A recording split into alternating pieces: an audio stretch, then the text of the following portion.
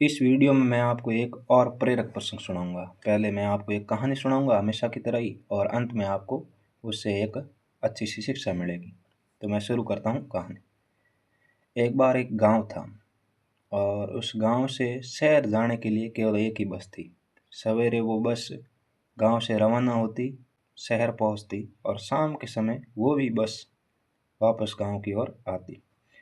गांव के बहुत से लोग जो मजदूर थे, वो उस बस से शहर जाते थे, और दिन भर कार्य करने के बाद में रात को जब वो बस वापस आती थी, तो वो उस बस के द्वारा अपने घर आते थे, और इस प्रकार से वो अपना जीवन चलाते थे। एक बार की बात है, जब वर्षा ऋतु का मौसम था। वो लोग बस में चढ़ते हैं, और बस से वो शहर की ओर चले जाते हैं सवेरे। और रात के समय बरसात का मौसम हो जाता है, बिजली कड़कने लगती है।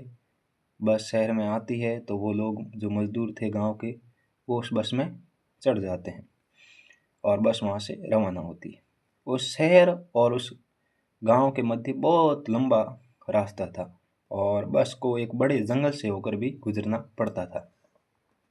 तो वो लोग शहर से वापस अपने घर की ओर आ रहे थे, और बस ने काफ़ी सफ़र तय कर लिया था, और अब बस उस जंगल में से गुजर रही थी, और ऊपर आसमान में बहुत तेज बिजली कड़क रही थी।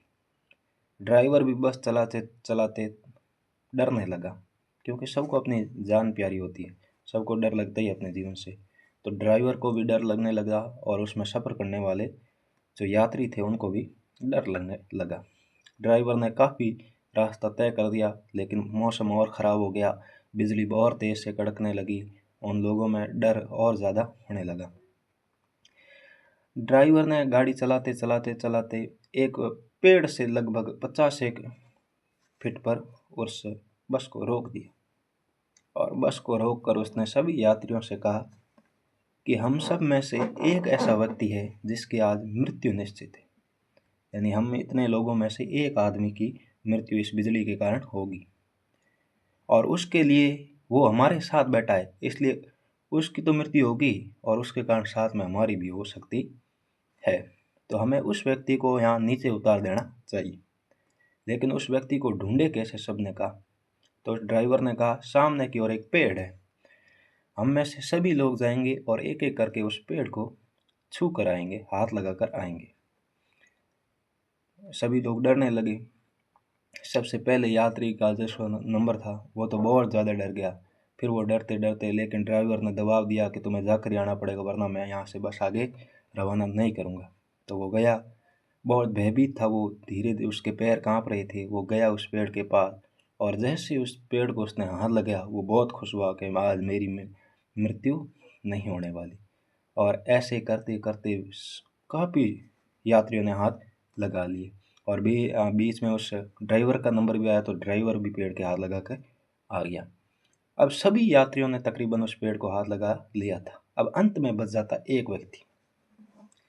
वो एक व्यक्ति बहुत डर गया था। उसे लगने लगा कि मृत्यु तो मेरी ही निश्चित है, और सारे लोग उस पर दबाव देने लगे कि भाई तू जा, तेरी मृत्यु है, और तेरे कारण हम सारे लोग मरना नहीं चाहते। ड्राइवर ने भी उसे डांटा, गालियाँ वगैरह दी गई उसे। उसे बस से नीचे उतारा गया। वो बहुत डर रहा था बेचारा। उसने सोचा, आज तो मेरी मृत्यु निश्चित है, मुझे कोई नहीं बचा सकता। वो व्यक्ति अपने कांपते हुए पैरों के साथ धीरे धीरे उस पेड़ के पास में जाता है, और बहुत डर गया था, इसलिए वो आंखें बंद करके उस पेड़ को छूता है। उसने सोचा मृत्यु तो वैसी होने वाली, और जैसे ही वो आंखें बंद करके उस पेड़ को छूता है, तो आसमान में जोर से बिजली कड़कती, और वो वापस दूसरी तरफ बस की ओर देखता है, तो वो पाता है कि बस के ऊपर बिजली गिर चुकी है, और बस के सारे लोग मर गए। अब देखो, ये थी कहानी। इस कहानी से हमें क्या शिक्षा मिली?